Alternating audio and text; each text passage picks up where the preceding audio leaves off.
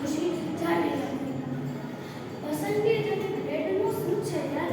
આજે ઓછા આવ્યા છે તો કાલે વધુ આવી જશે, પણ આજે અમારું બાળપણ છે ને એ એક વખત વીતી ગયું ને તો પાછું કદી નહીં